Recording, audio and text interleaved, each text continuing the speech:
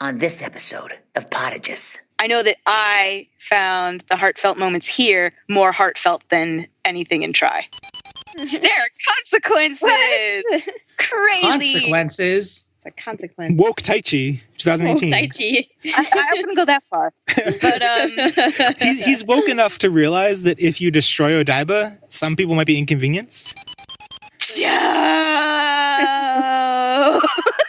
Joe. Joe. I need your password. You can use mine to get on the internet. Potages.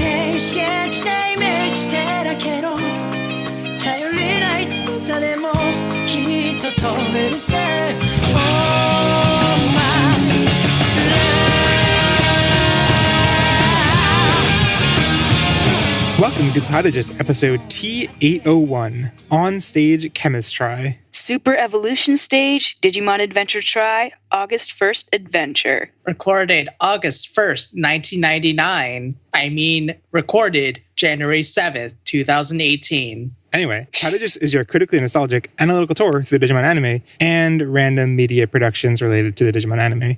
I'm your host, Jeff Ruberg, and I'm joined by Ashley McDonald. Yes, but the name Knife of Day.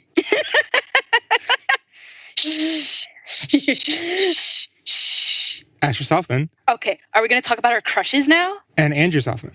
I give it a B. Today, we're doing a special episode discussing the Tri stage play, which was released on DVD last month. I don't know when this episode will be going out, but that was released in December. And I just want to, before we get into our impressions, I want to explain that this is a weird podcast format.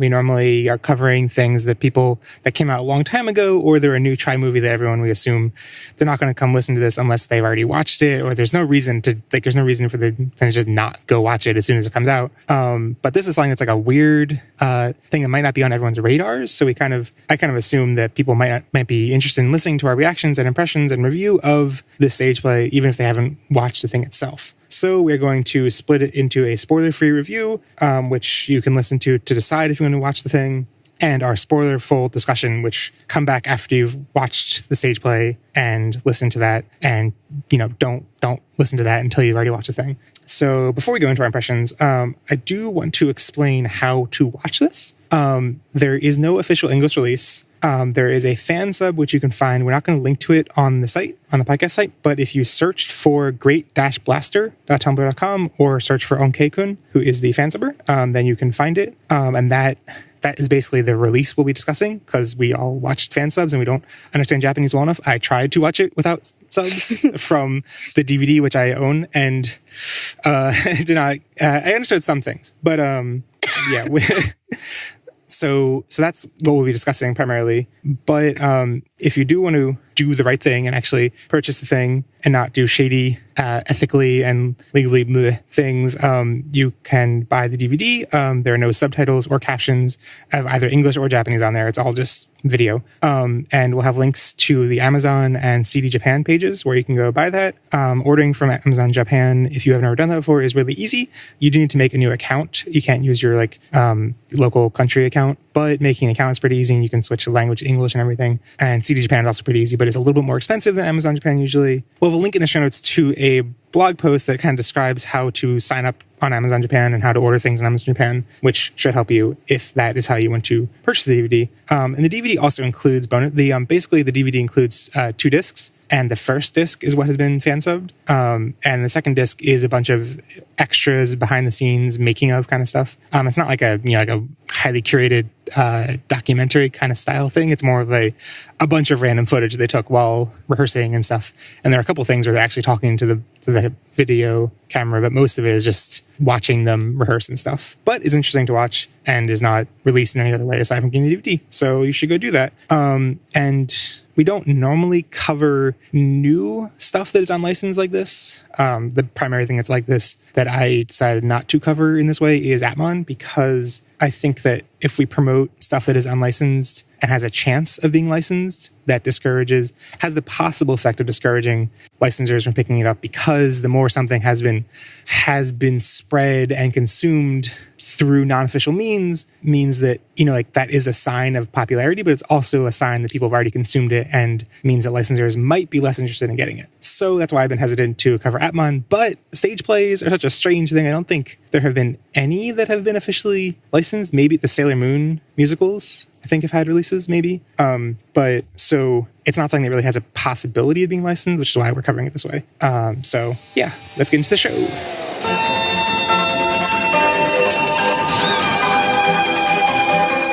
Now we're going to dive into our spoiler-free impressions, but I do want to caution that there are Jeff two has to different... explain what a spoiler is. No, there are two different layers of spoilers to this, because there were definitely stuff that I knew before watching it that were just from watching the news or like hearing the news about the stage play and stuff. And there's stuff that if you look at the list of cast are obvious.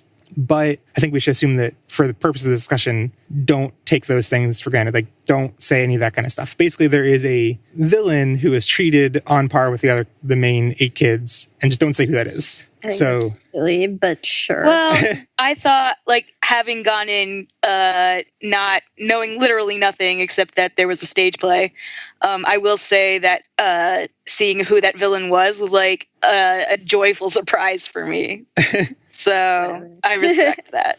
All right, Ash, can you read the synopsis? The date of August 1st is a special one to Yamato, Taichi, and the other chosen children.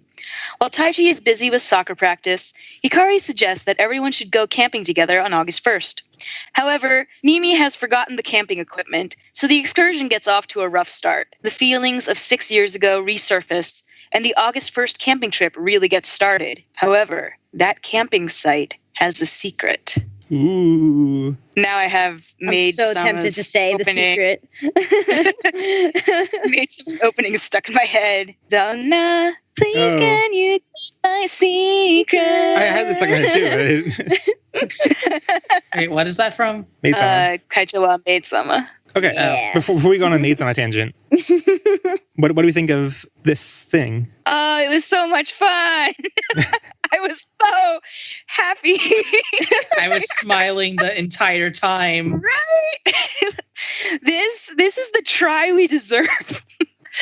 Oh, I can't believe I sat through how many episodes of crap, and when I could have just had 2 hours of this pure, joyful moment. I don't have strong feelings like that. I watched it and it was like pretty good. I think the problem is that I don't like plays, probably. Like, I was a theater kid, so this was like exactly really great for me. Yeah. So actually, I'm just like, oh, so plays are all telling. Like, just tell me everything. All plays, but yes, to a greater degree than TV. Yes, no. There are more shortcuts that not shortcuts, but like there's more gesturing rather than like making the thing happen. There's just more limitations on a stage. Yeah, it's just harder to show. Yeah, I get that, but I'm just like, these are just people talking at me for 2 hours and 10 minutes. So there's a lot of talking in Tri. Yeah, but Tri sucks. That doesn't prove anything. Well, at least I don't know if you guys would agree with me, but like I find the characterization in this miles above anything that Tri has given us, even from the beginning. Like, Tri is not internally consistent, but this is not only mostly internally consistent, but it also is consistent with what we know of the kids from previous seasons. Yeah. It's like, this makes much sense. Yes. My impression is that I wasn't like grinning from ear to ear throughout the entire thing, like Andrew and Asher, I guess, but I do think it was. What is wrong with you people? It was surprisingly heartfelt and introspective, and I think by taking the larger Tri elements out of the equation, aka like Mako, Maki, Daigo, all that kind of stuff.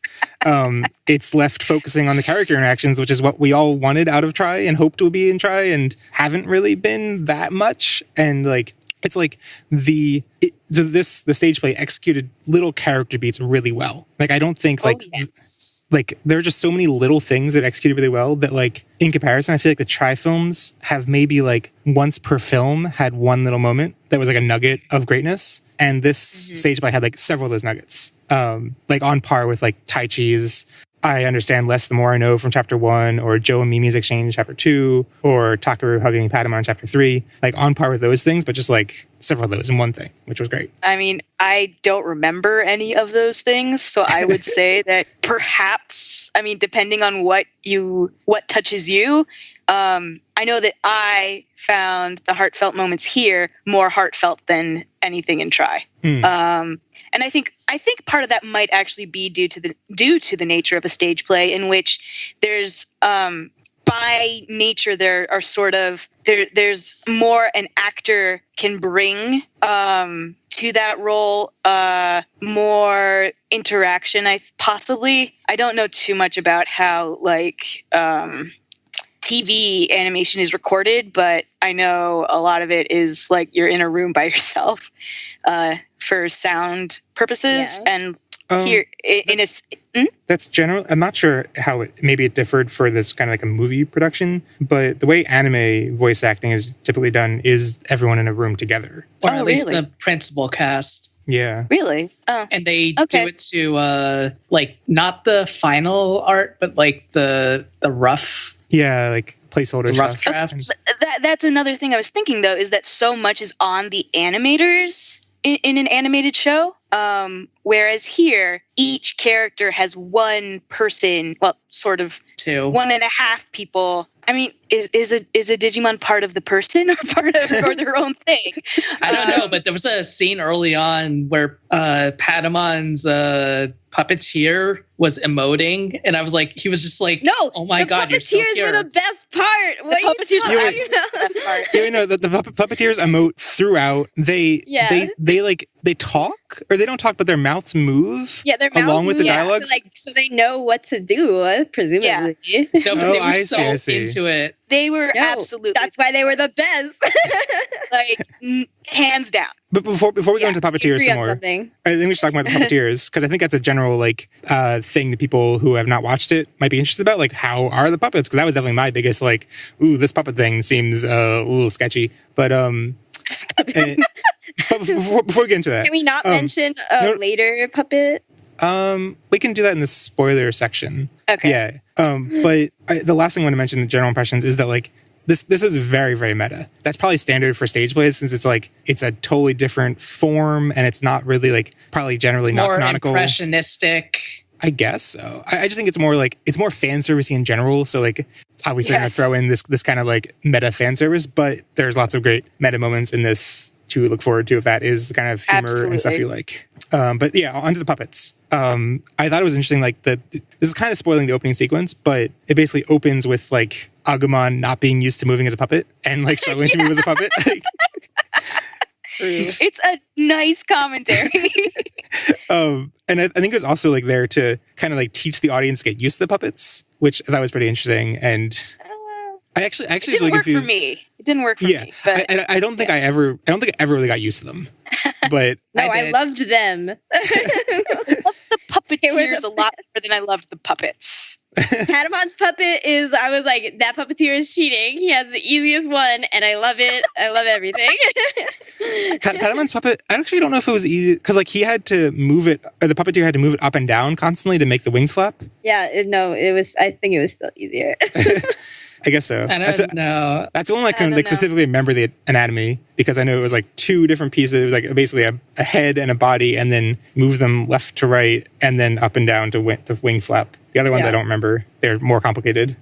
Yeah, for the most part, it seemed like there was the hands, basically. You had a thing for each hand, and I think some sort of vague control over the body. I guess I expected going into it that the puppeteers would you would eventually not notice them anymore, and they'd they disappear into the background. But that never happens. Opposite. Yeah. But they were so good. It's fine. Yeah. I think it's so. Like I wrote down my notes. Like the puppeteers are always visible, almost intentionally so. So like in addition to like the emoting, there are times where the body emphasis the emphasis added by the bodies of the puppeteers actually adds context. Like there's one moment when Agumon is like struggling to walk, and the puppeteer is like making big stomping motions that are like more exaggerated than Agumon is. And there's another part where like Gabumon is tired, and the puppeteer just like flops, and it's great. It's so good because the puppets themselves are very limited in what they're able to convey because their faces don't move. Because they're cheap. They're not. They are not cheap. Puppets are not cheap, my friend. And there were a lot of puppets there. Well, compared to like a there you got some real elaborate puppets eventually. I mean, so they are, regardless of how much money they actually cost to make, they look cheap. Like they look hokey, and like if you're expecting something that looks super high quality, they're not that. Like The Lion King. What did that take to do though? Like it would take a robot. No. A small child inside of a puppet. No. The Lion King has some really cool examples of that. If you would like to see that. It takes a Broadway budget for that kind of thing. Yeah. And a crazy person. Yeah, I don't know who did the Lion King's puppets. That was the same person who did the Spider-Man Broadway thing. That doesn't help me. Anyway, but I think that like emphasis that the puppeteers add, like I kind of thought of it as like visual sound effects. Like I'm thinking like sound effects in like manga panels or comic panels. That's like a little bland, but it's like just like showing like they can show much more movement and range of like not emotion but yes, emotion. Yeah. So basically, JoJo's Bizarre Adventure. The puppeteers are JoJo. Joe. And there are times where you notice they're just like. I guess like Patamon's puppeteer is most obvious, just like smiling and cheering along the whole time. It's like, oh god. Even what they wore reflected whose Digimon they were. Like Patamon's puppeteer was wearing shorts because TK is the kid. I'm forgetting some of the rest of them because that was the one that stuck out to me. I didn't even notice that. I didn't even notice that either. I was noticing stuff like that, obviously. Ash was all like, I did theater. I'm trying to remember which. I think it was Patamon and Takaru that like there's a moment where all the kids and their Digimon are like kind of like having a little intimate moment. But I think because Patamon sits in Takaru's lap, the puppeteer is like awkwardly like looking into Takaru's eyes because he's like holding Patamon over him. I was like, okay, this is creepy. They were like face to face, like about to kiss, but like. No, I definitely was like, I feel like the puppeteers have a romance with each of the children. Okay, so I don't know if Jeff did this or possibly Andrew, but I watched the 5 curtain calls they did. Yeah. I guess I should explain that I did too. DVD 1 has like the thing is 2 hours and like 8 minutes or so, and then there's like 20 minutes of like every curtain call after every performance, I guess. That is. Oh, is that what that was? I think the first one was the last one, and then they kept showing the other ones. No, it was the same one. They really have left, and then kept coming out. They come out like 6 times. Yes. That's a thing people do? They made reference to it. They were like, and we already did the clap, and no, like they for real kept coming out. Oh, okay. I was skipping through them at that point. All of this. Yeah. You did not have to, but I wanted to like show my appreciation in a way that they stay after the credits. I feel bad for the audience that had to stand the whole time through all of them. The audience doesn't have to stand for the whole time. Like, well, I mean, anyway. It's really rude to leave. People do. Yeah. It's one way to get out of the parking lot. Yeah, but like I just wanted to say that like the puppeteers and the actors of the children that they worked with, like there was a sense of partnership there. Oh yeah, at least totally. According to them. Yeah, and like even so, there's that curtain call stuff that's on DVD 1, which is what has been fan subbed, and I watched I'll get into more highlights of the extra DVD when we do our spoiler discussion. But yeah, there's tons of stuff you get from that like them just like joking around together and stuff. So they do seem, and they're like, oh, they're my partner, blah blah blah. It's like they spend hours with each other practicing. So the second to last thing I want us to tackle in the spoiler-free section is an obvious question, I guess. Should people watch it? Yes. Ashley is notably quiet. I'd go with yes, but I still feel frustrated that like it adds another layer to the Tri canon that is nonsense. But sure, like what Tri canon? Tri is already nonsense, so go watch it, I guess. No, just watch this. Ignore the rest of Tri. That's how I feel. that is possible. That's a thing you can do. True. Stop watching Tri. Don't watch the last Tri movie. Just watch the stage play. I cannot imagine how the last episode of Tri is going to resolve anything as nicely as this resolved itself. As nicely as this resolved their internal character conflicts, yeah. Yeah. Or didn't, as the case may be. So my impression, my recommendation hinges on like how much you're willing to accept hokiness and silliness. Because like if that is like a deal breaker for you, and like seeing puppets that look cheap, or whatever, like, and if that kind of thing never really that never fading like bothers you the whole time, you probably might not enjoy it. But if you're able to accept any level of hokiness, I think, and it's also just like the character.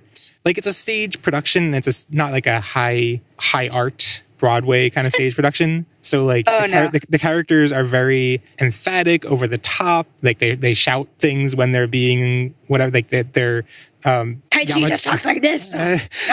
Okay. I thought in particular my one criticism. Tai Chi and Joe too both like shouted everything. I'm like, okay. I like Joe is great. You shut the heck up. my problem was with Tai Chi and Matt is like they go from 0 to 60 emotionally and only in one direction.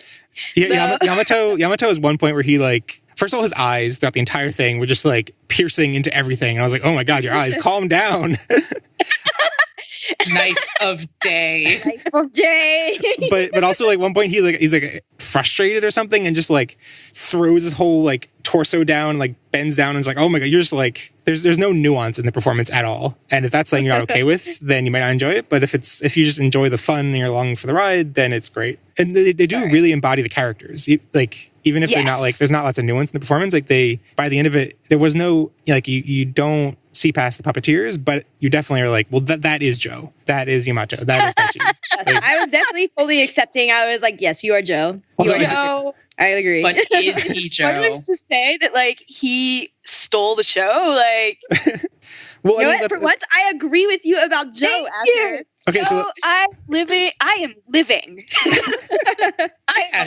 like it the most.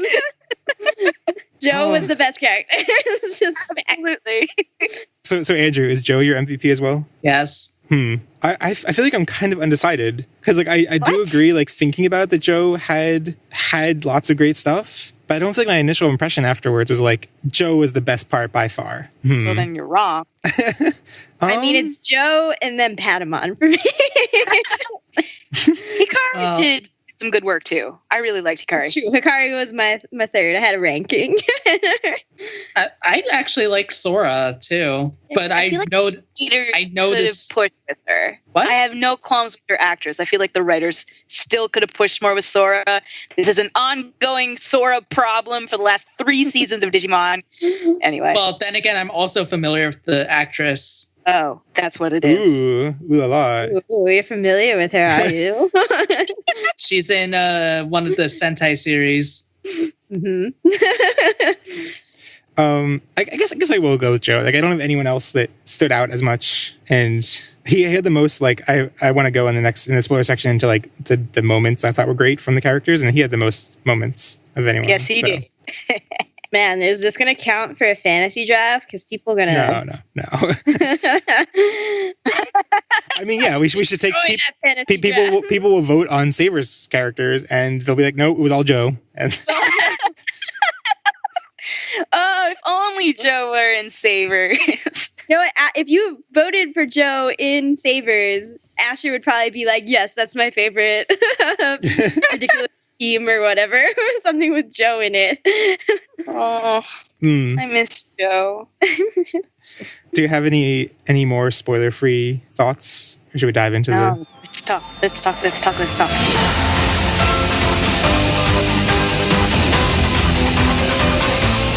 We're in the spoiler section.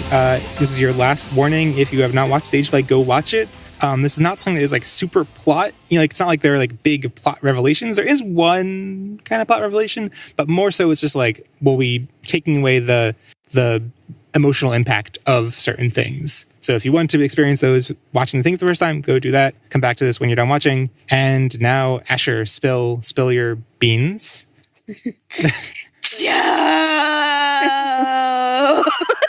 Joe. Okay. Joe saved Digimon. Saved Digimon. In so many ways. Well, why don't we go down the list that you have? I don't agree with this order, but we might as well. This is the order that they get their Digivolutions in season 1. I mean, this is the traditional order. Yeah. Yes, I know. Okay, so starting with Taichi. He's okay. He's good. Talking like He's still better than the regular Tri-Tai. Oh, I mean, I agree. Yeah, I feel like general theme to, even though there are lots of great moments, I feel like Taichi's quote-unquote arc and Yamato's quote-unquote arc were the weakest. It like so much hinged on them, and it was just like, okay, I mean, I see what you're doing here, but it's not that compelling compared to the other ones. Compared to the other ones, it wasn't. I look up to myself, my younger self. Yeah, I mean, I like the scenario of Taichi acting all confident to like as a facade for his younger self, but I feel like there were so many details, and like everyone would be like, "No, we know." Like they just kept hitting on that for so long that it was like, maybe he just is that way. Calm down. Like every time he was excited to do something, and Kari was like, "I don't believe you. I don't believe you. I don't believe you." It's like that. Just whatever. I mean, whatever. I trust Hikari. I guess so. But I just imagine it would be annoying to be same Taichi. room still. I hope not. I don't think they're doing that after 02. I think they are. In 02, they show them in separate rooms. Do they? Yeah, they still have bunk beds, but like I don't think they're actually actively sleeping in the same room anymore. Yeah, I think they show like maybe it's just in that like Christmas epilogue thing. That one Christmas episode. Yeah. But the one moment from Taichi I thought was the best moment from Taichi was when he asks Yamato to get his harmonica because he's reminded of their first night in the digital world. So good. Like that was a connection I never made before, and it was like there were lots of moments in the stage play that made me think like, whoa, you've thought about this much more than I have, which I feel like Tri doesn't always do. Is often like, I've thought about this much less than the viewer does. Yeah, well, occasionally. Yeah. But Tri does this thing where like they're trying to be cool with their new plot, and that's not what the stage play was about. Well, they end up just acting like kids who belong at the mall and go to Hot Topic. And I did like Taichi getting pulled out of his funk by Agumon comparing, because Taichi was like, oh, well, I've like regressed or whatever, I've changed, blah, blah, blah. Like I'm frustrated with how much I've changed. And Agumon just mentioning that it's like evolution. I liked that too. Yeah. They could have brought up the bicycle while they were at it, but whatever. I think the level of callbacks they did was adequate. I know. Yeah. Well, lots of great callbacks. I didn't write down anything for Yamato. I said his stuff was a bit over the top. You like nothing. You can go ahead. No, you just took too long. You like nothing. That's what I use. No, I liked everything except that Taichi and Yamato yelled a little bit too much. For people who had microphones on. But I thought it was actually really fascinating that so much of Matt's problem was related not just to like his status as Tai's second in command, but and this is going into TK a little bit too, so I'm jumping the gun a little here, but like his sense of who he is based on the trauma of his family splitting up. Because his thing was that he wants to stay with everybody. Taichi wants to be strong, but he can't because there are all these other things to consider, and he cannot reconcile his old strength of being brash and reckless with caring so much as he always has, but now he cares in a more like aware way. Whereas Matt, there are consequences. There are consequences.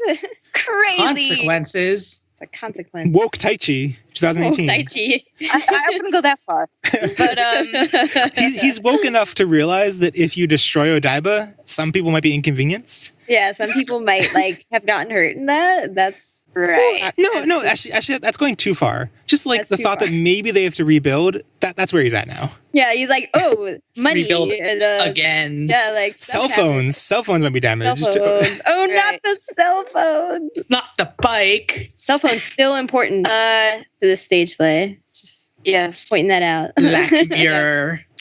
Whereas Yamato, like, his whole thing, as they spelled it out, is not that he wanted to feel special or chosen anymore. Because remember, one of his earlier, and by earlier I mean late season 1, struggles with Taichi is that why are you the leader whole deal. But that he just wants to be with everyone, and to be with everyone he thinks he has to stay the same person, which isn't true. So they both sort of are struggling with the same thing, which makes sense because they're Yamato and Tai and Taichi, and they're two parts of the same Omegamon.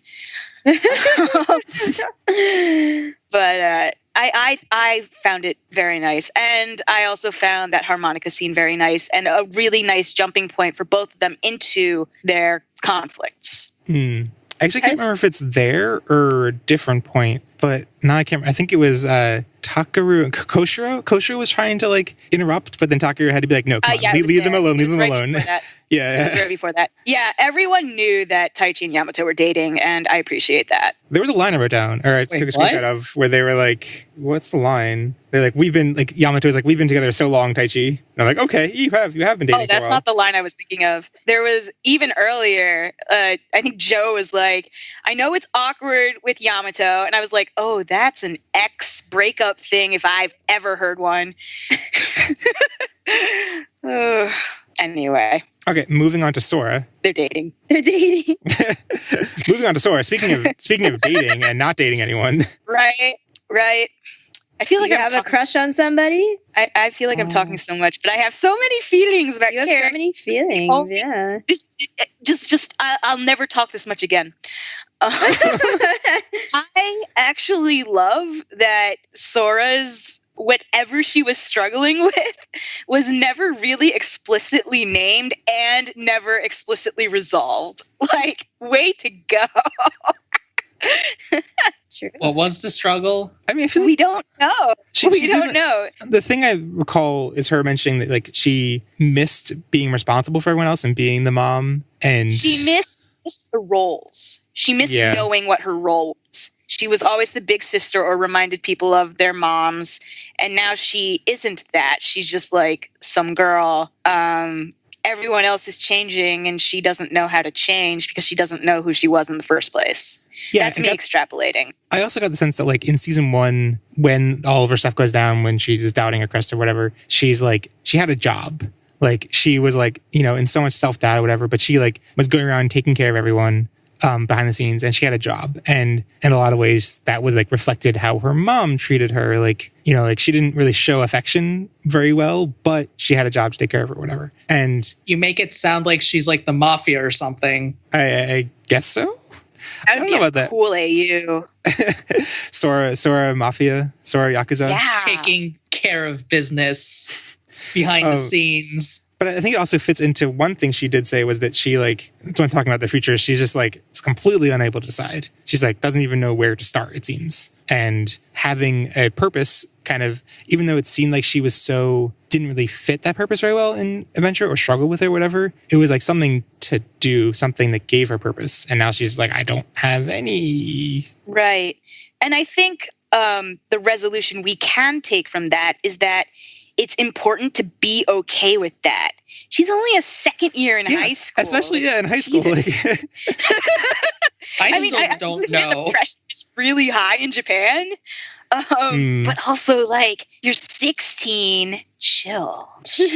I also, just in the way, all of the teasing about who Sora liked, it just gave me the clear impression the writer has a very, very, very solid idea of what fans want. What they want to hear from Sora. And they were like teasing it, just like putting it like a carrot in front of our mouths and waiting for us to salivate before pulling it away. And I loved it. I would have been so upset if they like tried to imply one thing or another thing, or even the OT3 that we all know is real. Like, I'm glad it stayed where it was. Yeah, that's an interesting point though, because I feel like that's something that we've in our reactions to Tri been frustrated with things staying in the status quo like that. That like their kind of goal of the production is that like things can't really move or drift too much. But I feel like this showed that you can do that and execute it well, whereas Tri can do it and execute it poorly. And then Tri is like has so much more time. It's trying to tell a long story, and it's like, oh, but I can't upset the status quo. So like, I'm just telling you nonsense, and you're just like, I don't care. Like, it's like a long story where things have changed or moved less, and and just looking back on Tri as like a 3.5-year multimedia project or whatever, like there were so many things that happened in chapter 1 that we were like, oh, by chapter 5, our context will be totally different and things will be so changed now, and it's like, nah. Still about Mako. That should have been probably expected. Any more about Sora? We're rooting for you, Sora. Sora's one character where I'll be like, any more about her before moving on? Everyone else will be like, no, next. Nope, she's going with Mimi. So I mean, Mimi, I'm okay with that. OTP. I mean, yeah. So Koshiro. / Izzy. Whatever you want to call him. Koshiro. I never really noticed that we have Joe and Ko. Oh, believe me, we noticed. It's all over the ship names. Well, that's true. Joko. Actually, Kojo. There was something I listened to a podcast recently that was I think the premise was basically people who didn't really have much familiarity with Digimon, and they watched it when they were kids, but they went and revisited it, and their reactions were not very, watching like a couple episodes, random episodes of Adventure, and their impressions were not, they were like, this show was terrible, was garbage, whatever. And one of the things they criticized it for was that like they're not wrong. they're not totally wrong, but there's a lot that you appreciate better if you actually go in liking it and not going in hating it. I think there are a lot of things you write off as being stupid that if you go in with an appreciation, you understand that they're not just stupid. But one of those things they said were just stupid was that like the makeup of the 7 kids, because I don't think they haven't gotten to Hikari yet, that the makeup of the 7 kids was like, why are there 2 nerds? Like Joe and Izzy are redundant. And I feel like different nerds. No. Okay. Right.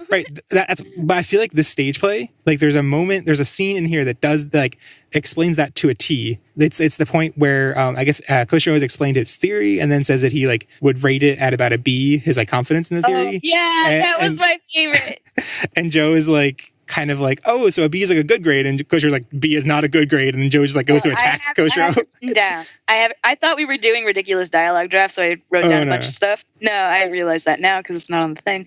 But he said, gotcha. All right. It was at an hour and a half in. And Joe says, Koshiro, if you could grade your explanation based on how confident you are with it, what would it be? Koshiro's like, huh? Well, I guess a barely passing B grade. Joe says, I see. Then go tell Taichi and the others about it right now. Koshiro's like, but. And then Joe says, don't tell me that a B grade doesn't make you confident. And Koshiro just gets this huge smile on his face, like, actually, it doesn't. And then Joe tried to kill him. Because I mean, I think it is actually something that Tri has in the other Tri movies, and this has added a layer to Joe's characterization that in retrospect makes so much sense. And I think it never really clicked in the original until they added this layer that like Joe is not a great student, or like not a genius. He struggles to get B's, and compared to Izzy or Koshiro, who is a natural genius, doesn't really have to try, and those are like an important difference in quote unquote nerds or geeks or whatever. I mean, but they're also just such different, like what Koshiro cares about. Like it's a classic difference in nerdom. Like what Koshiro cares about is just doing what he wants to do and gathering that knowledge in the moment and just like making whatever cool computer stuff. And Joe is like, I want to rigorously fit into this system and do well at this school system thing that we have already set in place. Like we Joe see Koshiro just gets out of that. Yeah. Joe wants to be a good boy. Yeah. Koshiro just wants to know everything about everything. And okay, wait. So this is supposed to be about Koshiro. We're letting Joe take over the show. Yes, we are. Because Joe is the better nerd in this thing. He always has been. Joe has always been the best boy. Yes, he has. Okay. So I feel like Koshiro didn't have like tons of great moments. He had lots of like exposition and stuff. He was a key to the plot and had funny lines. But the moment that like stood out to me as like a great character beat, I think he really only had the one where he was talking about how they're talking about their futures sitting on the camp. And he says that he doesn't like, he's like, sure, I could do stuff with computers, but like, I'm not really decided yet. And I don't think the stage play really sold that as like a huge moment in and of itself, but that was something that I've like observed people who like, I basically have a friend who in college like was very Koshiro-esque. I basically met him freshman year of college, and he like I was basically studying computer science from scratch at that point, and this person, my friend, had like come in with like tons of knowledge, like already had done tons of computer science stuff, like knew a ton of stuff, was definitely not a beginner, but he came in, it was a liberal arts college, so he was like, yeah, I'm great at computers, but like I want to do something else, and I don't want to like just do computers. And then he ended up doing computer stuff. He ended up becoming an engineer anyway, but like because of learning, seeing other things and eventually deciding. So I feel like in the outline of what they had to work with here, that like Koshiro, super into computers as a kid, Koshiro in the epilogue, super into computers, like there is still a struggle to get between those 2 points. It's not like a surefire, obvious, like, oh, he did started there, he ended there, of course. Like there's still, yeah. It was hard for me to buy based on the rest of Tri, though, where we see that like he's just doing his own thing. Yeah, he doesn't seem to have any doubt there. He seems to be like, he seems like he has connections with like an American corporation and like has an office space. Like, it doesn't really fit into that. But you can just ignore. Like, I can't buy this at all. No, I can't ignore Tri as much as I want to. I was ignoring Tri. I consider it like 2 different timelines, and then when they tried to bridge it at the end, I was like, "Wait, what are you doing? Why are you crossing the streams? Why are you doing this?" Yeah, there's no way to reconcile stuff at the end that fits in any kind of timeline anyway. So yeah, my defining moment for Koshiro was not that, and I think this plays to I think the differences in what interests me and what interests you, Jeff, about Koshiro is that his moment was when he was talking to Tai during Tai's climactic moment, and he was like, haven't I been watching you this entire time? Because I think a thing that gets overlooked a lot with Koshiro is that in a lot of ways, if Matt is Tai's foil, Koshiro is Tai's backup. Does that make any sense? Yeah. He's not the Robin to Tai's Batman. That doesn't make any sense. But he's like, have you guys watched Kim Possible? Mm-mm. What? Actually, not enough. Okay. Well, there's a guy in the chair, basically, and I know some of you have watched Spider-Man. There's support, and Joe is to Yamato. So because now I'm thinking about Adventure, which I have mostly watched dubbed, so now the names are getting all confused. Joe is to Yamato what Koshiro is to Taichi, and I thought that was really. I thought they could have done. I loved that it happened, and I did want to see more like internal stuff with Koshiro, but like I want to see him like step into that role more and support people. I think there's been a trend as time has gone on since 2002, I guess, where Koshiro's just gotten somehow more stereotypical, awkward, socially, what's the word? Missing cues. Me? Yeah, that word. No, or diving more into his like awkward crush with Mimi in Tri. And I thought that this did a better job of selling them as a couple than I love the beginning of this. Look at it, Mimi. So I think there's been a trend of Koshiro getting more socially inept, which I think is kind of weird. Like not unheard of, but not what I would expect in a show about growing up. I want to see him do more of that support stuff because he's really actually very good at that. Anyway, I have one nit to pick, which is when he's talking about first of all, like the whole thing where he like figures out something's wrong because he like calculates the likelihood. Actually, he doesn't figure. He like suspects something's up when he like does the likelihood of the campgrounds being empty. That was a great moment, but his math was wrong. Just wanted to point that out there. Seriously, Because Jeff? Jeff is really the ultimate nerd here. As the co-shiro of this podcast, it's not You that his are. math.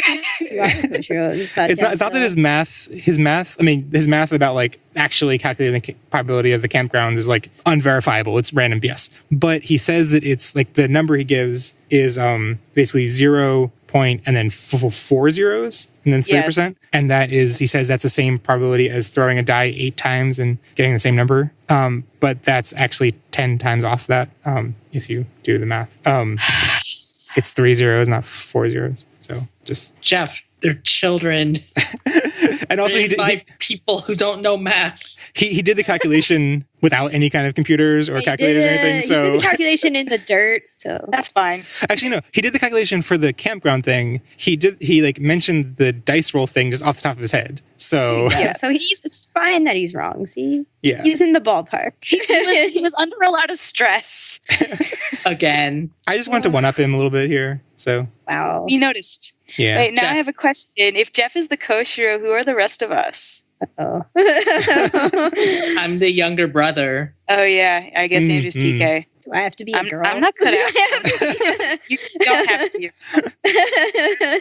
you have 3 choices actually. You can be you can be tomboy, girly girl, or Jesus. That's all you can be. I would be tomboy, so I'm not Yeah, but- Jesus.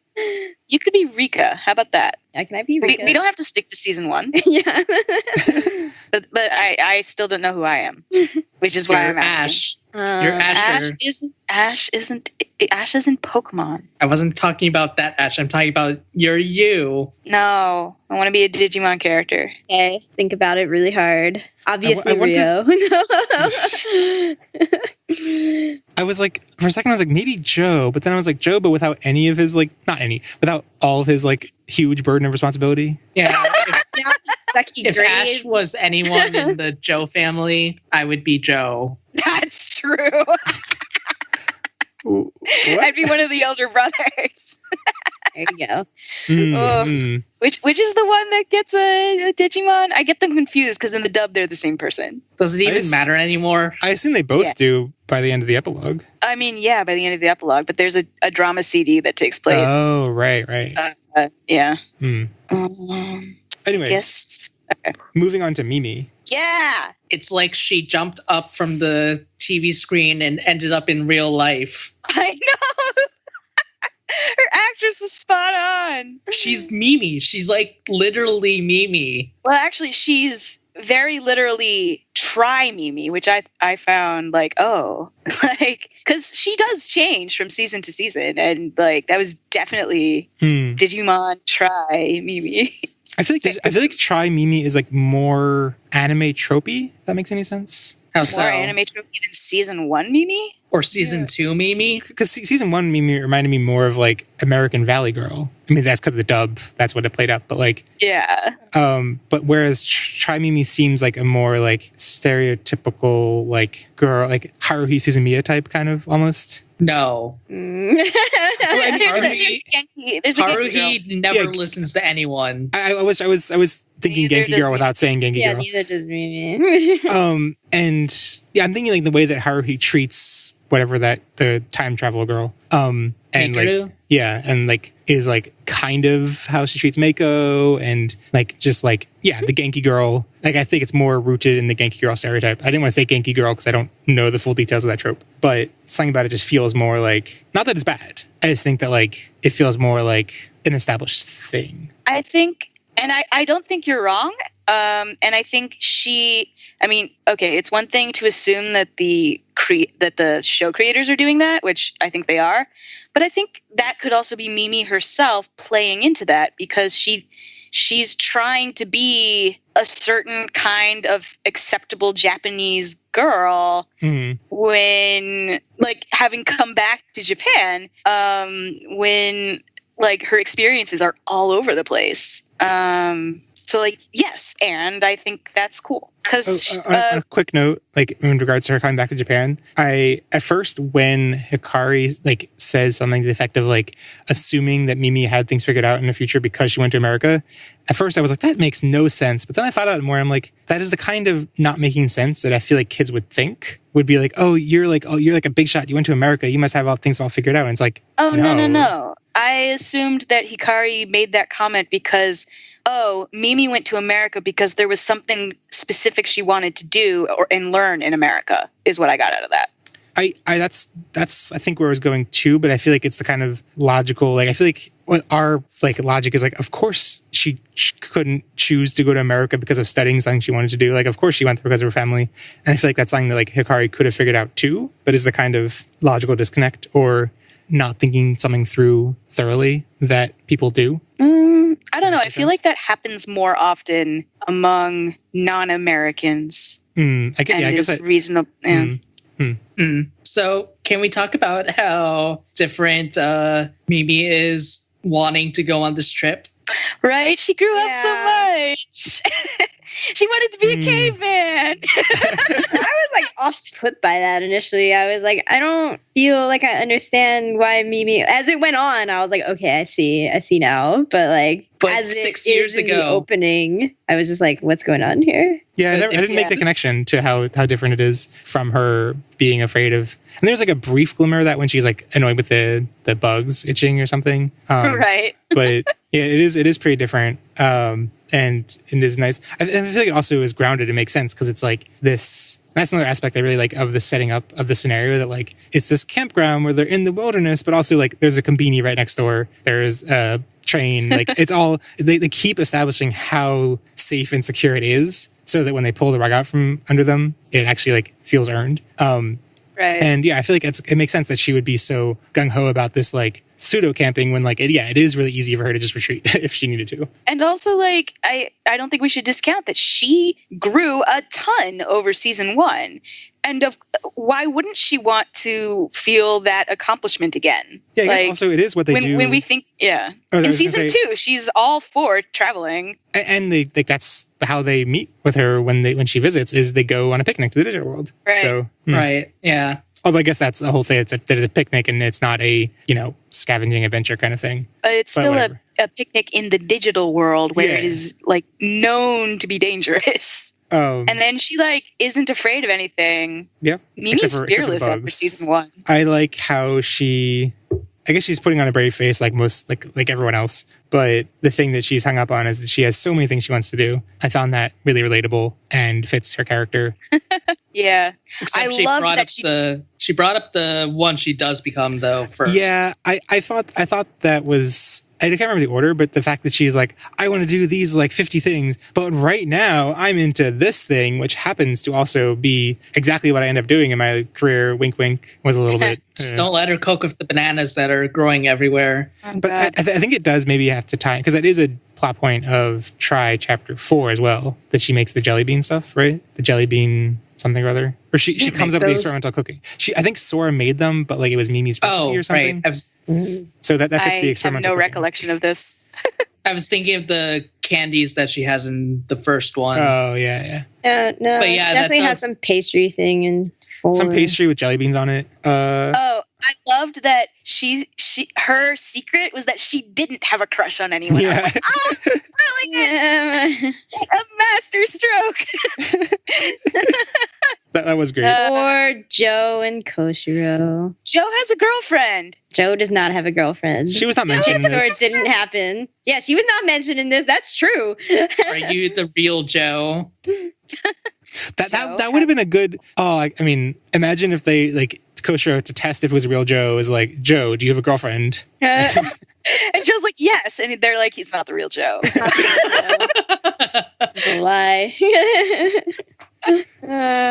Yeah, Mimi. Mimi. Should we move on to Joe? I still love her. Moving on to Joe. Okay. Wait, we didn't do Joe already? I mean, we did Coach. We've brought up Joe in regards to everyone Joe. else. We just like hijacked everybody with Joe. Okay, in broad strokes, I like how Joe, being the only one who has his shit together in this stage play, is like a nice inversion of chapter 1 and 2, where he's the only one who doesn't have his shit together at all. I love Joe Kido. It's not that he has his shit together. It's that he knows what he wants and he's trying to get it together. Right. Exactly. He is the opposite of having his shit Yeah, together. because it's definitely not together. Let's be clear here. Right. He just has a goal. He has a goal that he's working towards instead of everybody else is trying to like work towards some regressive goal. Yeah. I also just love how he is so excited and then later depressed about getting a B on a practice test. Like, Yep. Practice. No, that's real. If you've never like been around, like if you maybe you haven't had that experience because we all are like fancy smart people, but like if you've ever been around people who have had that experience, like Yeah, Ash. Look. I've been around those people, all right? Yeah, so have I, and it's you. No, I am not. I am the in that. Does a B fill you with confidence? Like in that Asher would be conversation, like, this sucks. I failed. yeah, like. Yeah. No, I am not the one who's excited about a B on a mock exam. I remember mock exams. Nevermore. Nevermore. Well, I think it's like being excited about the B in the mock exam is like one thing. Being frustrated that you didn't actually get the B in the mock, like that many layers removed is enough to be like, okay, that's great. That's fantastic. That's real. He's like, I thought I had this great achievement of getting a B in a practice test. And I don't even have that. No, that stress was real. I felt so bad. When you dream that you did something and then you have to do it again. Right. And it's like his bar is so low for that dream. Right. What was Andrew just asking? Where did Joe go? Where did he actually go in that time then? He was still in the dream or in the digital world. He took the test there. Yeah. But he wasn't in that fragment where they were trapped, is what happened. Yeah, that seemed a little bit stretchy. Like it was like, oh, he isn't trapped. Oh wait, they've all been trapped. Oh wait, so I guess he was trapped. Oh, No. Yeah. Not trapped as hard. Not trapped in the same care way. about the plot. Yeah. They cared about giving us what we wanted, which they did. It was all just a nice callback to Joe being off doing something on his own, being more interested in test taking than adventures. They found a way to tie that into it well without being about writing him out of the plot. No, he was the key to the plot, yo. I really liked his passing reference. I guess it's when Yamato is talking about like being friends with people because they're chosen or because he wants to be friends with them or whatever. And like Joe makes the passing distinction that like the distinction between him in Adventure wanting to be a doctor because his parents wanted him to and wanting to be a doctor because he chose to. And that's something that I feel like the narrative of Adventure itself never pointed out how similar those things seem and never elaborated. And it didn't really elaborate on how different they are. But just like his passing acknowledgement that they are different was enough to make me be like, okay, good. That's a thing. Anyway. I also really like that, like, it sounds like the rest of his family are Koshiros. Like, they're all, like, somewhat naturally gifted, and he's the one who has to struggle to become a doctor, and, like, that fits so much more that, like, there is angst to his choosing to be a doctor. That it's one thing for his family to say, like, you must become a doctor. But if he then turns around and says, I want to be a doctor, they'll be like, you become a doctor? Kind of has the worst of both worlds in a compelling way. What? I'm not sure his family was ever pressuring him to be a doctor. I think he just got the idea that he was supposed to because his dad and both his brothers were. That's probably true. I think I extrapolated too much. Wait, didn't his oldest brother not become a doctor, though? Yeah. I think he did, but then he went off to, like, Africa or something. Because he was with Sora's father. He was a medical doctor of history. What? Exactly. It doesn't make sense. I think so he got a doctorate? I think if I had to guess without doing the research right now, it would be that he had one brother who was a doctor and a dad who was a doctor, and the dub merged the two brothers into one quasi-doctor, quasi-historian. Cool. That is pretty cool. That's a cool major. That's a really complicated school. Well, Well, history doesn't have too many requirements, actually. You could do it. Yeah, but you have to go to medical school. Any last call for Joe? Yes. Joe moments? I loved when Joe went into the audience and had a scene. That was fun. I think I generally just like... Oh, that's where he went. He went to the audience. Yeah, he went to the audience. That's where he was the whole time. He was just watching in the audience. Yeah. I wonder if he wasn't taking his test in the audience. That would be fun. Oh my gosh. I mean, I doubt it, because I think the audience would bother him if he did, but that would be genius. We can imagine it. It was off screen, so we can pretend it happened. Yes. Fan fiction. Fan fiction of Tri stage play. Fan fiction of a stage, yeah. No, not even like fan fiction of the events of the stage play. Fan fiction of the production of the stage play. Yeah, exactly. Oh, I love it. I love it. That's exactly the level of meta I want to. I also feel like Joe just had the proper balance throughout of like, Joe is always a joke, but kind of taking things too seriously. But for once I was like, I feel the balance of this in this hokey play. Like, I appreciate this scene where Gomamon and Joe are like, let's go fishing. And then Gomamon's like, do you know how to fish? And Joe's like, why can't you actually just do the fishing? Why did Gomamon do it? Come on. Because they're his friends. Do you want? They don't want to eat. Ash, the fish are his friends. That's true. Yeah, that is true. They are his friends. Yeah, but doesn't he actually do that at one point in Adventure? Yeah, I think it is a thing. So. They're his friends that he likes to eat because he's into that. His friends with benefits. No. Wrong on many it's levels. Like the Lion King all over again. Okay, to distract from that, I'm going to mention something that's a detail about Joe that probably should have been a little bit obvious, but I never realized. And it's that his so like the thing that I always think of, Japanese word that reminds me of Joe, is that the word for joke is jodan. So whenever I learned that word for jodan and try to remember it, I'm like, oh, it's joke don. It's Joe. He's a joke, jodan.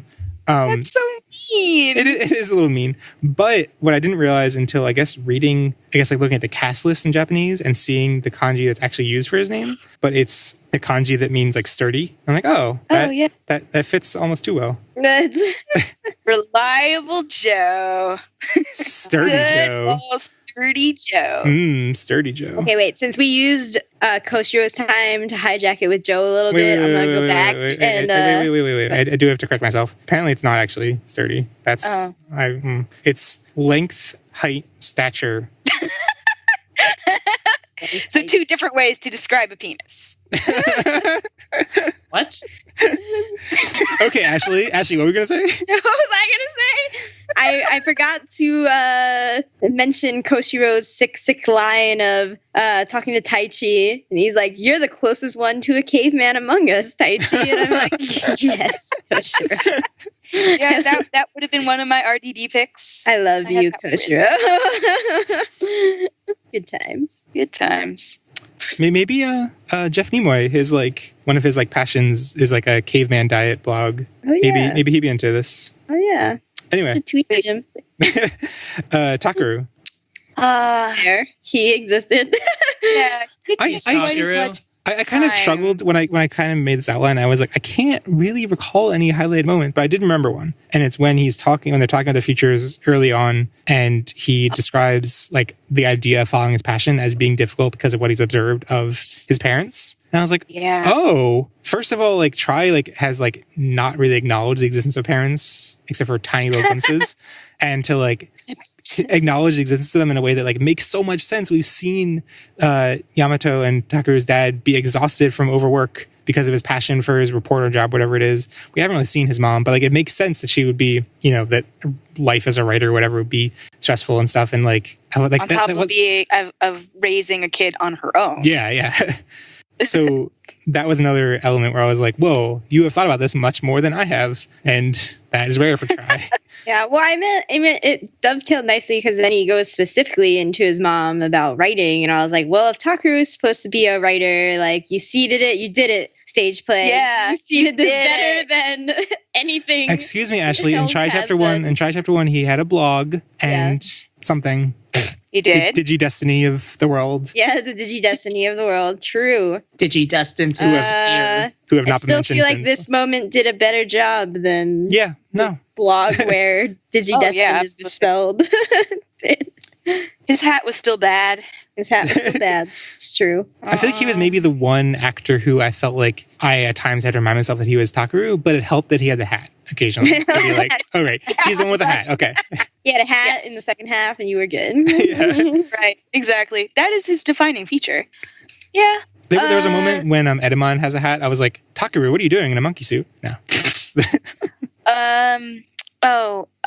Blur, blur, blur, blur, blur, blur. Never mind. I was going to say something about. Sorry, I was going to say something about Takeru and separation anxiety and his parents, but I didn't actually come up that much. Yeah, it came up more in Matt. Yeah, I think it was subtler in Matt and also better in Matt. Matt worked better. I want to know who ended up with that pink sleeping bag. Oh yeah, pink sleeping bag. Takeru's highlight moment, buying it for Yamato. It was good.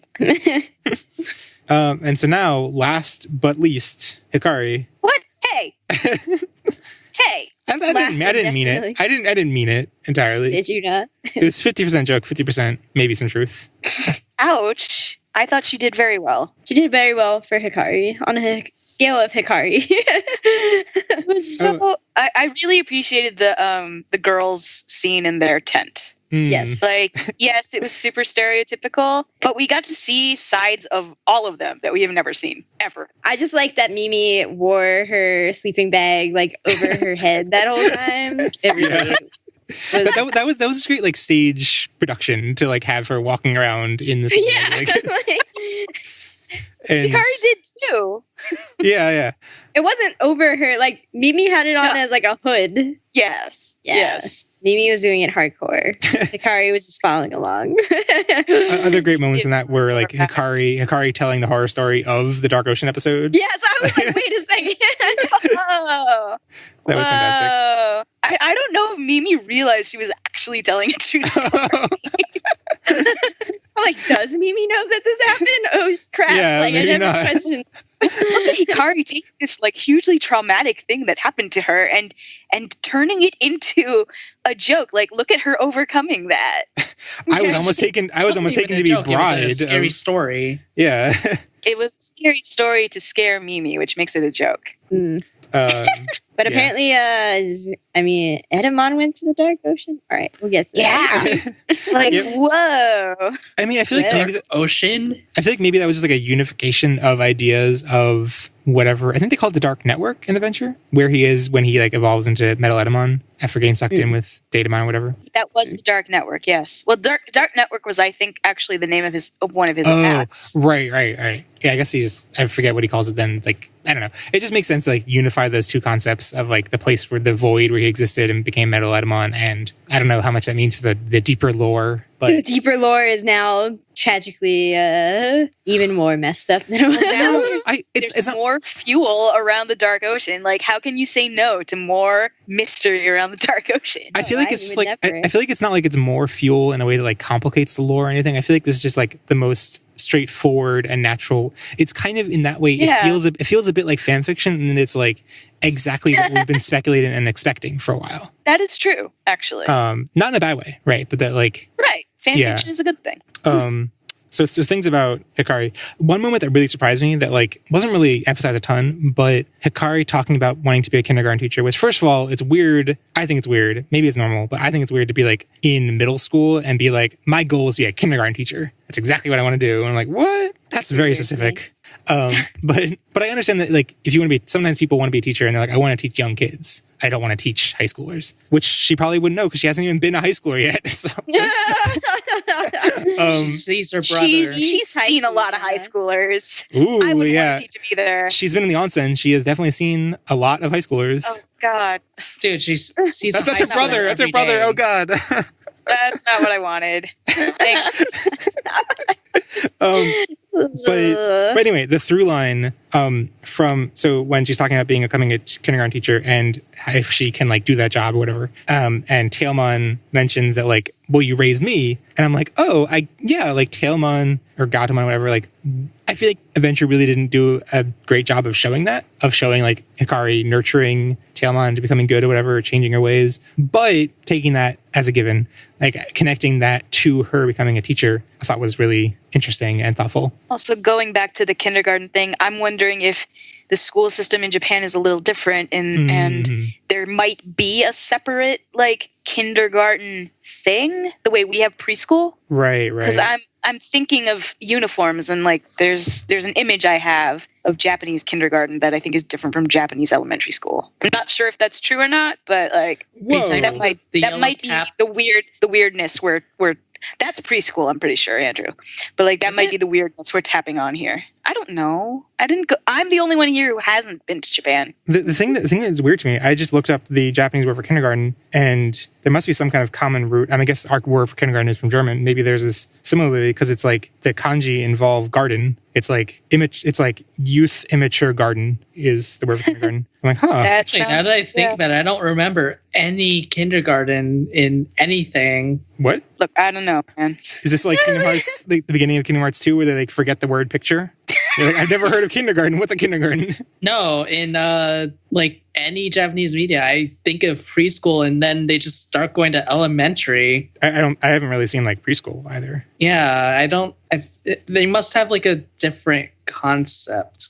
Yeah, looking through like sentence examples on gshow.org's sentence repository, which is not a great repository of sentences, apparently is somewhat user submitted, so it's with a grain of salt, but like it seems like the word that is translated as kindergarten here, which maybe is a different word they use in the actual stage play, I haven't looked that up, cross-referenced, but the general word that means kindergarten, number one definition, seems like can also mean like nursery school or preschool. So okay. Anyway, yeah, and I think that the thing she mentions as a struggle is being like she wants to become a kindergarten teacher, but doesn't know if she'll actually enjoy that, or if she just thinks it's like a good like thing that she looks up to.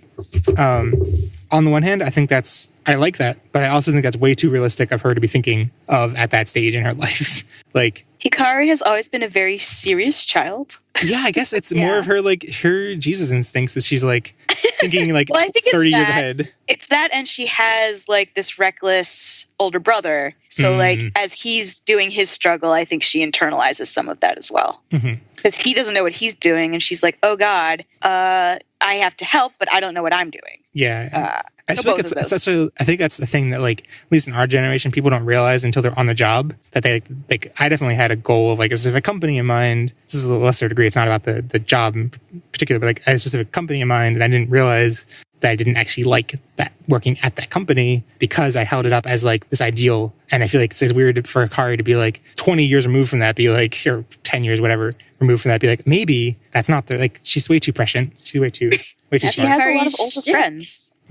I think actually what sold me on this stage play was a Hikari moment very early on where she was calling Taichi in.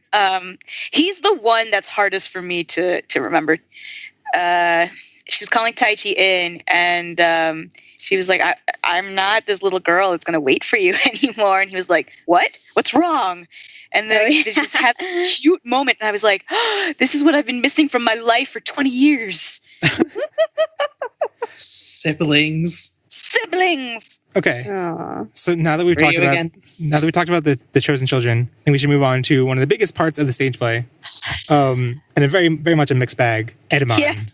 Oh, Edamon. Okay, I want to start off. He was so uncomfortable. Yeah, I want to start off with the positives, I guess. That like, I think the idea of Edamon, first of all, he's generally a fun villain, right? And I think the idea of him wanting to hang out, like this whole like perpetual summer, perpetual August 1st being tied to Edamon, also just wanting to like hang out with the kids forever is great, A+. But yeah, the uncomfortableness, the predatory gay stereotypes. Yeah, love it. Yeah. Tail is so hard. God. Yeah. Like, at first, I was like, oh, haha, I find this funny. Like, it is kind of like in the same way that like, oh, there's shipping subtext. I find this funny. This is kind of gay. Haha, funny. But then it became a point of like, this is what everyone else finds so uncomfortable, and it's vilified for that. And it becomes more and more over the top and part of the villainy, and not just the villainy, but the like, like everyone is uncomfortable about it. And yeah. Yep. Yeah, that is not good. And I do want to kind of explain, because there is a word that's thrown around, because he calls himself, when he digivolves into King Edamon, he calls himself King of Kings, and then he says like, I don't know, King of Okamas or whatever. And something like that. Yeah, and I tried to like research more about Okama culture to get a good footing on this. And it doesn't, like, because the problem is that I don't think Okama culture means a specific one thing. I think it can range from being a hugely derogative slur that is like synonymous with gay, with I guess gay men particularly. Yes. Or it can be a thing that's been reclaimed by gay culture, by homosexuals in Japan, to be a positive thing. And I think the thing that I think seems the most pertinent to this discussion and this stage play is that gay representation, not even just in the media, but like in culture in Japan, often conflates gayness with cross-dressing, and in a way that I think like we in America have a lot more axes of expression that are open to people. So I don't know. Well, I mean, it depends on your circle. Oh yeah, totally. So I just feel like that's kind of why like this word that is in some ways a synonym for, like, if you look up Okama, like the first result you get is the Wikipedia article, which just redirects homosexuality in Japan. And I'm like, well, this isn't just homosexuality, but like, yeah, it seems like it's a particular presentation of an identity that combines performed homosexuality with a specific performed femininity. Yeah. In a way that is meant to be over the top, often treated as a joke, derided. It has been used. I don't know. Speaking purely from the standpoint of someone of a transgender guy who's watched a lot of anime, the presentations of Okama vary hugely, but are generally not positive. Yeah. At best, they're like neutral. Mm-hmm. And this one is definitely not positive. Oh no.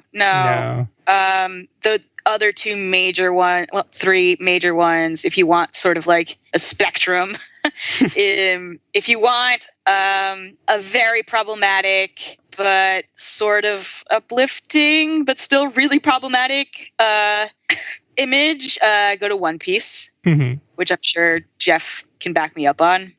Tokyo Godfathers is really good for this.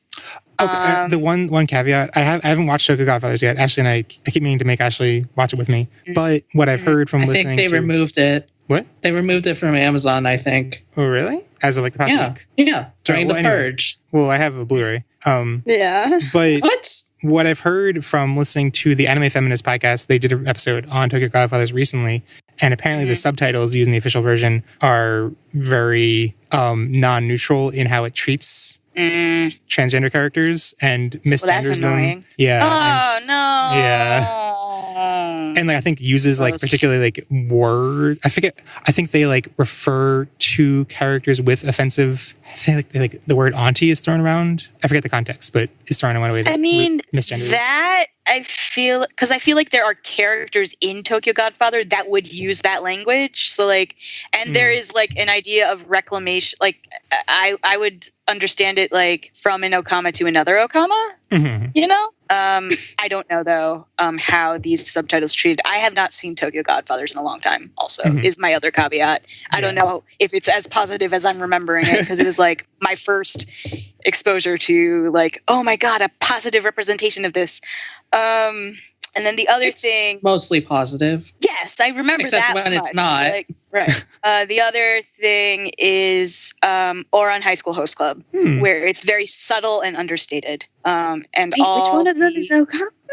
The father. Haruhi's dad. Oh wow, I definitely don't remember him. Yeah, Haruhi's dad, and then like he has some friends. I kind of. It's like really low key, and like you get the idea that there are different levels of like being part of this of being part of this lifestyle. Yeah. What about Kuragahime or Jellyfish Princess? But Kurenosuke doesn't identify that way. True.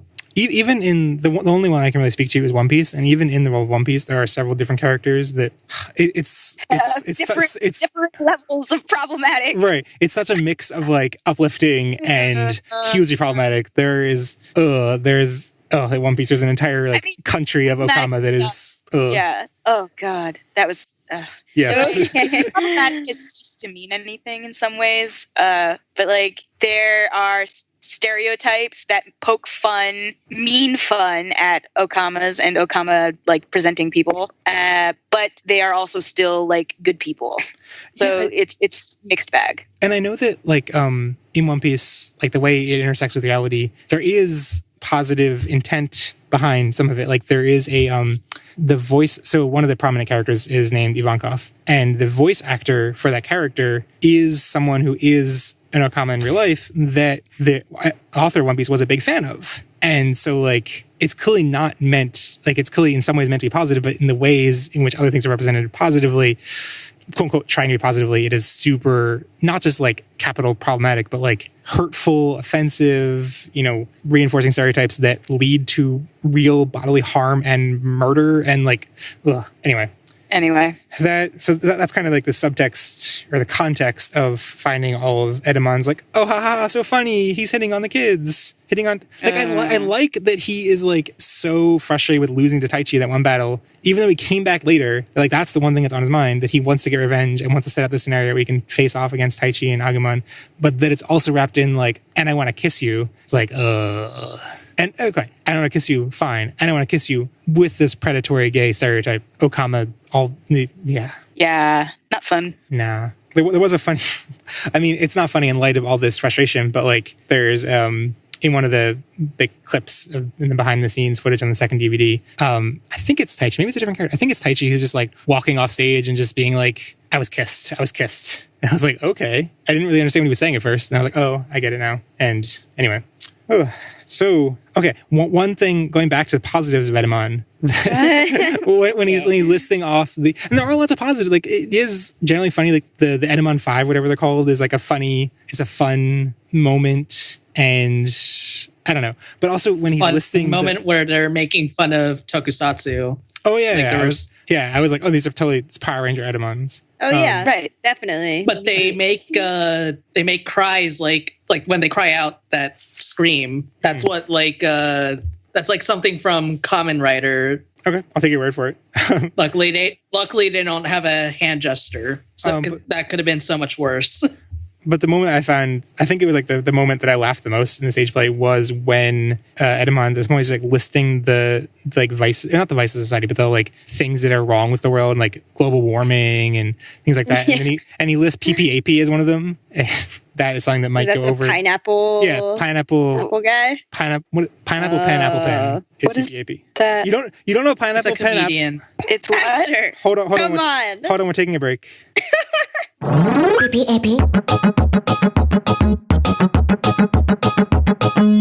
would think that Edamon would love this guy, though. Yeah, it actually. Right? I mean, he's just like frustrated. He just that he, is upstaged Edamon. him. Yeah, I think that makes sense. Oh, There's also a version with Ryuk from Death Note.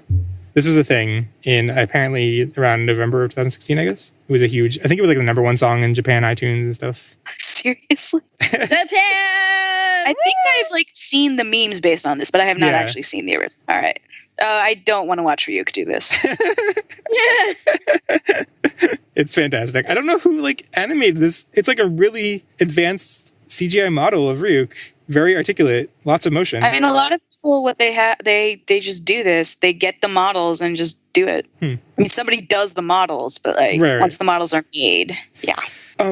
Yeah. Okay. So back from our PPAP adventure. That was a good joke. That was my point. Ooh-hoo, that was my point. And Edamon is jealous of Edamon's jealous of whatever this guy's name is. I forget. I think he actually is like a famous comedian now, mainly because of PPAP. But I forget his name. Pikataro, maybe? I don't know. No, he's been famous way before this. Oh yeah, I guess at least in Japan, but not like as this was like huge. This is a global phenomenon. So, okay, I guess we in passing mentioned how the canonicity of this movie is bizarre, but I guess there isn't much to add to that because it's just bizarre.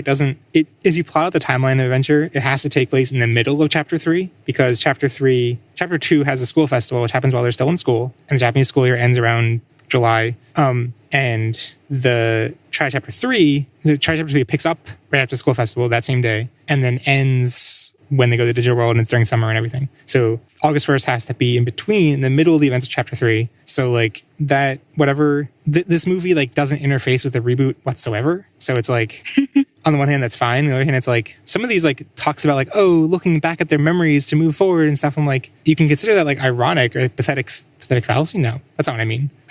Anyway, that we know more information on than the characters, but on the other hand, it's also just like awkward. This doesn't fit in the timeline because then the end they go off to search for Makemon in the digital world, which isn't a thing that happens in that way. Like they end up in the digital world because the event is a movie. It's its own timeline, it's its own weirdness. Yep. But I feel like this, I don't know. It's like, because it's a standalone thing that can't really change the status quo, it is introspective in a way that's good. And in a way that, like I mentioned before, trying to not change the status quo has not been generally good. And the last note on that front is that like so much of this movie focused on them talking about their futures and where they want to be and stuff. And the last Tri movie is named Mirai. So I'm just like, it means future. Just is titled Future. So I'm like, how? Which means we can skip it and just believe in this, right? That is kind of like my point is kind of, like how is it not possible? This has to be stepping on the toes of that, right? Or like, well, it's not canon. I guess, but like stage plays are never canon. It's not that it's not canon. It's like I feel like that the last movie will inevitably bring up similar things and do them much worse. And it'll step on the toes in the sense that we'll all be like, this is unsatisfying because the stage play did this better, which would be a weird way to end Tri. I mean, did we really expect anything less? We didn't expect the stage play. Or rather, did we expect anything more? No, I guess not. I just feel like, probably Tri isn't even going to be that much introspective. It's probably going to like be titled Future because there's going to be a time skip, and that's probably about it. That's my guess now. Ooh, don't break my heart even worse.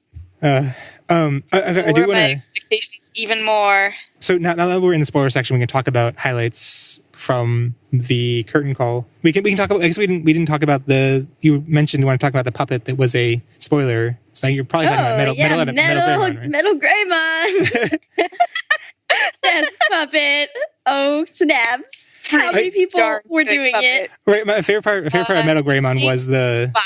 Yeah, I think 5. If you watch the curtain call, in the curtain call, they like go through and list. I guess it's they're the I was Metal Greymon's right leg. Yeah. I was Metal Greymon's left leg. I was the trident. Yeah. He was a big bit. It was a big puppet, and it was great.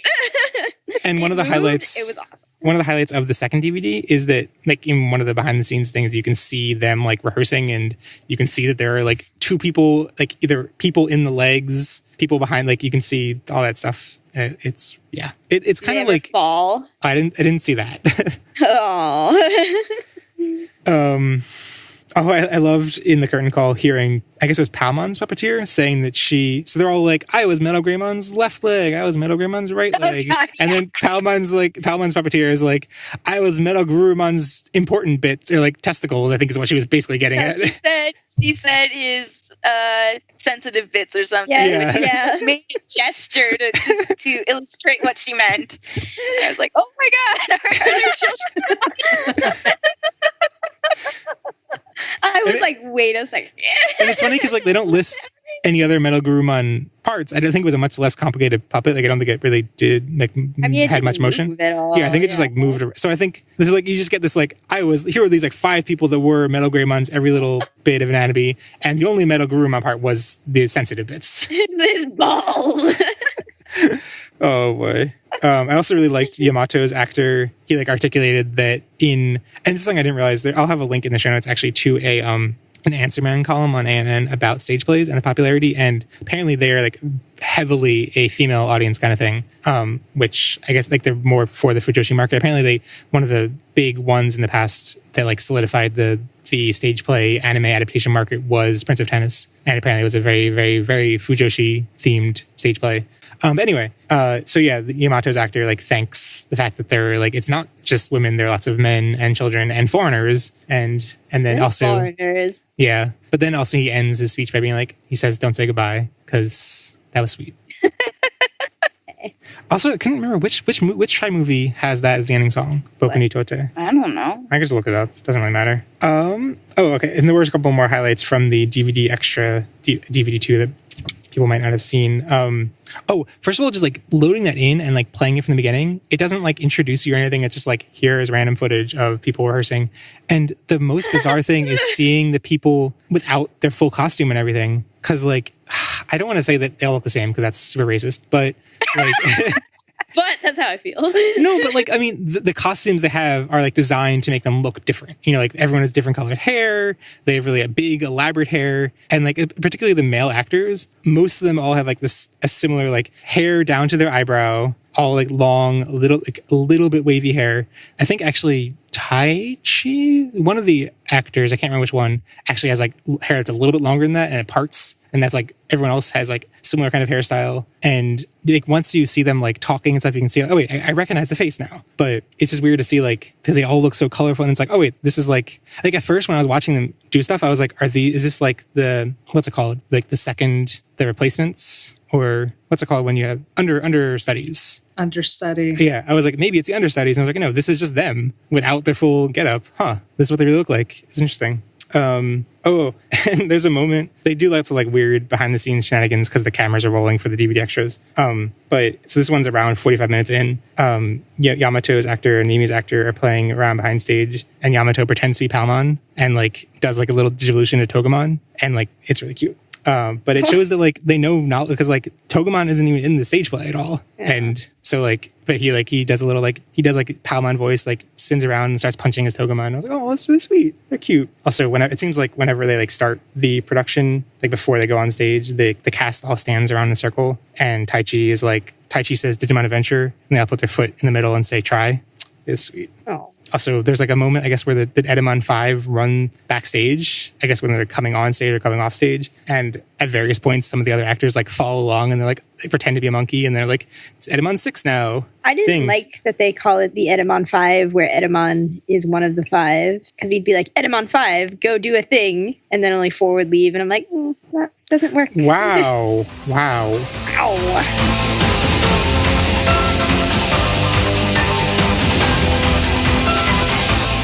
We are doing the free online gender quiz. We have picked 4 characters we are going to be figuring out the gender of. We're going to be doing Edamon, the PPAP guy, Metal Greymon Puppet, and the stage play audience. We'll be finding out the genders of these 4 important characters to this stage play. So Ash, what is this quiz? It is the free online gender quiz at mkremans.github.io/genderquiz.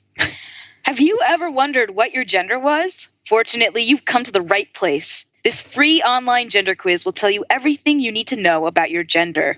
Just answer all the questions as truthfully as you can, and all will be revealed. ... All right. So I'm not reading the questions this time. Just we figured we'd cut that anyway. Follow along at home. So we'll just have the results for you in a minute.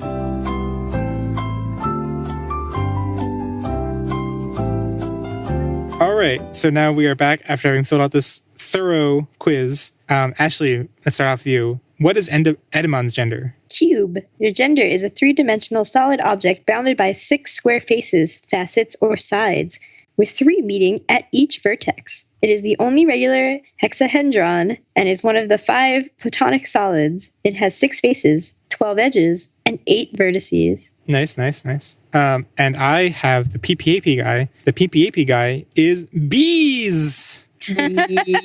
Accompanied by the gif of Oprah unleashing bees onto her audience. And people, it's the Cars gif, but transposed with bees on top of them. Yes. If people have not seen it before. That's all there is for PPAP guy. Andrew. I'm going to jump in. Wait, I'm going to jump in with the audience because the audience also got bees. Flash, bees. And then the Metal Greymon puppet got tubs from Neko Atsume. That's it. I need to look up which one this is. He's the fat cat. Those are genders. So those are genders. Edamon is cube gender. PPAP guy is PPAP guy, and the stage play audience are both B's gender, and Metal Greymon puppet is Tubbs or Nekawatsume gender.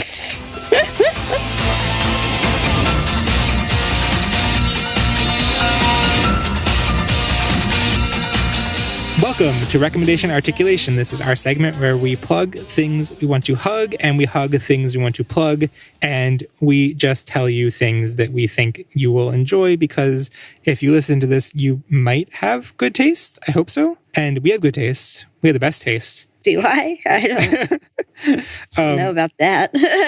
Ashley, you start off. You have Me? 1 minute. No, I don't know. Okay. Andrew, you start off. You have 1 minute to recommend something. Okay, I'm going to do Cryptid the Necrodancer, which is a roguelike rhythm game, RPG hybrid. And basically you just go around pressing the arrow keys and hoping to kill stuff that are trying to kill you to the beat. What is it on? Like cell phone game? It's on PC, PS4, Vita, etc. I think it's being ported to the Switch, but yes, it is a dungeon crawler roguelike rhythm game. And are you playing with just the keyboard? No, I'm playing with a controller because I'm on the PS4. Oh, okay. Also, for some reason, there's Danganronpa characters that are available in music. Okay. Okay, now you... Because when I initially heard about this game, it was in regards to it being playable with a DDR controller. That you can do that. What? It's an easier Ashley, mode. we need this game. We need this game now, Ashley. Also, it is the most unforgiving game ever. Good. Okay. Asher, you have 1 minute. All right. I've got yet another cell phone game, because that's what I'm limited to out here. It's called Hungry Heart's Diner, A Tale of Star-Crossed Souls, available on both Android and the Apple Store. And by Android, I mean the Play Store. It's a very easy sort of clicking game where there's no stress involved.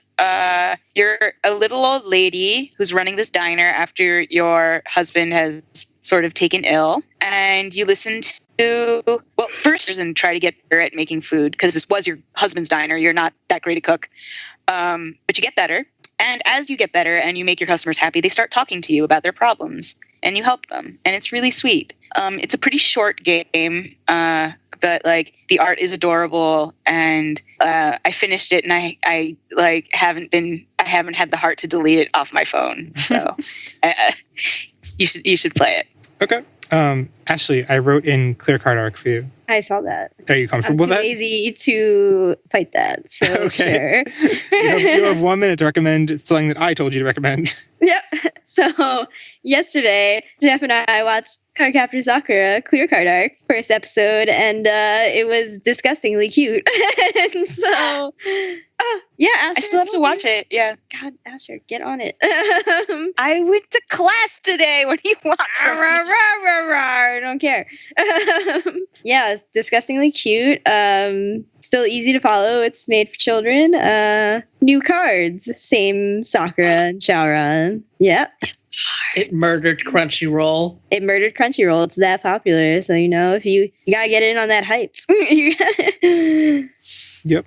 Yeah, I guess quick PSA for people who aren't aware, if you are like desperate to watch new shows on Crunchyroll as soon as they air, and there's some big thing, the fact that Dragon Ball Super and Cardcaptor Sakura are going to air around the same time every week probably means this will happen within 20 minutes of each other. Yeah, it probably means this will happen regularly. If you're okay with not watching on all devices, you can link your Crunchyroll account to a VRV account and watch through VRV, which I think has generally better infrastructure in general, like more resources and things. So I don't think they go down as frequently as Crunchyroll itself goes down. But also the VRV is something a lot of people don't know. The Crunchyroll mobile app can't, at least on iOS. I assume this is the same situation on Android, but I'm not 100% sure. The Crunchyroll mobile app can't download videos to watch offline, but the VRV app does and can. So if there's something wrong with the Crunchyroll servers and you can't watch Cardcaptor Sakura, you can download it for offline viewing on your phone on Verve. And anyway, that's a neat tack, but only helps if you aren't, don't need to watch it. Because I think Crunchyroll is still on more devices than VRV. Anyway, I'm going to recommend something. Okay, I'm going to recommend a bizarre thing, a bizarre media entity called Final Fantasy XIV Dad of Light, which is a Netflix show that is such a it's a strange hybrid of Japanese drama, like a J-drama, with stitched together footage of Final Fantasy XIV into a narrative. It is essentially, once you figure it out, it's like it is an advertisement for Final Fantasy XIV.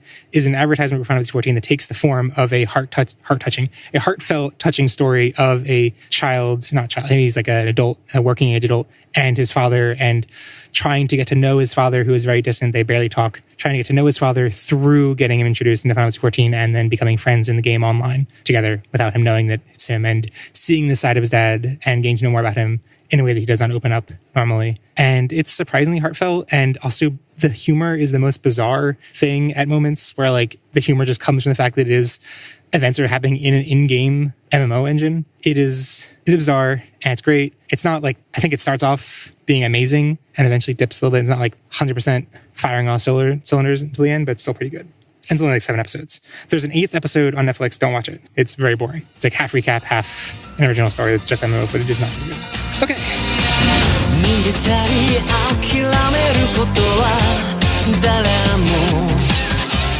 This has been Prodigy's T801, covering the Digimon Tri stage play August 1st adventure. If you liked the stage play, you should go buy it if you have not already. It's on DVD, available through Amazon Japan or CD Japan. I think currently, as the time of this recording, CD Japan, it's backordered on there, but there are several copies on Amazon Japan. So if you like it, if you have money to spare, please do that. It helps encourage more things being created for Digimon. Digimon is not a very big fandom. Making purchases for this kind of thing does a lot to help things get created. I think the price is around $70, depending on where you buy it, which seems really high for a DVD. It's not even a Blu-ray, it's a DVD. But that's I think tickets, if you were to buy an actual seat to the stage play, were about $70 starting there. And you had to go through this whole lottery process and everything. So anyway, you're getting a pretty good thing, and it's supporting a good cause, which is Digimon. And do that. So anyway, if you have any thoughts on this episode, if you want to tell us who the best character in this in the stage play was, if we're wrong for saying Joe, or what we missed. We're definitely not wrong for saying Joe. There is no such thing as ever being wrong about saying Joe. Or if you want to let us know your favorite moments on the stage play, maybe there are moments you thought were amazing, which you didn't mention, you can send all of your thoughts to podagist.com/T801.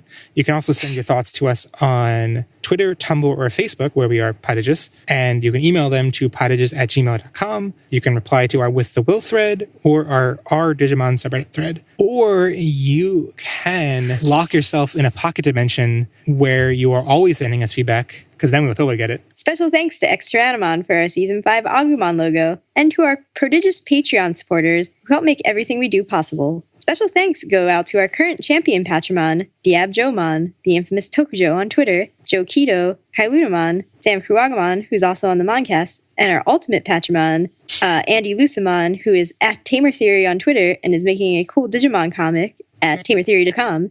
Tamer Theory everywhere, just look it up. David Grauman, and our mega Patramon, Punchy Punch Punch Punch, Marcus. If people want to follow us on social media, Ashley, where can people find you? I am at AshMcD00 on Twitter. And you should listen to my shoujo podcast, Shoujo and Tell. If people want more Asher in their diet, where can they find you, Asher? They can find me accidentally turning off my mic when it was on.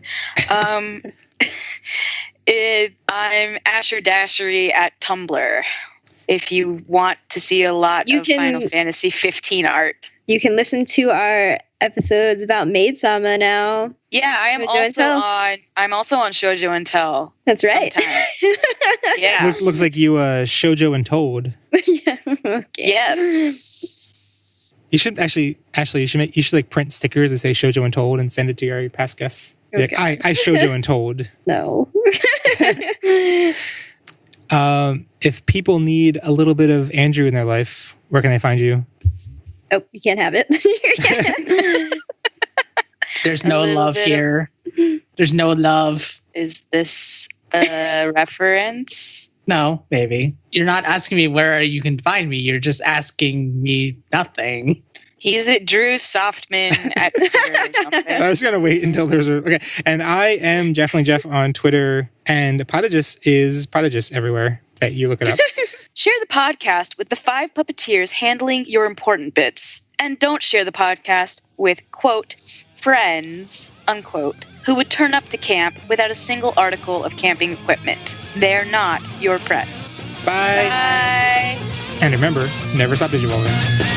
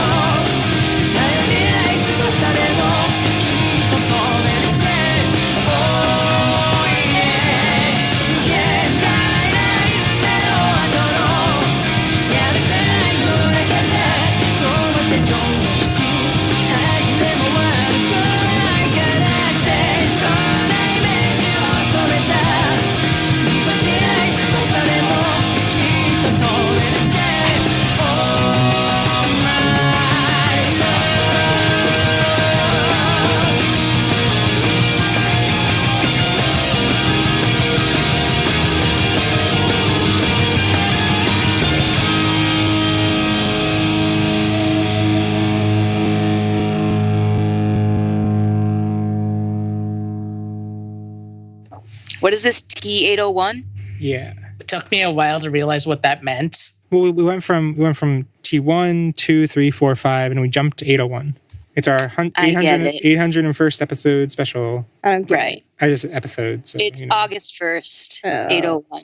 I get it. Share the podcast with the 5 puppeteers handling your important bits. And don't share the podcast with, quote, friends, unquote, who would turn up to camp without a single article of camping equipment. They're not your friends. She was doing it for a good cause. You know she wasn't. There was a Combini. I wish I could go camping, which is a Combini right next door. Actually, on that note, I kind of wish I had recommended. There's a new anime.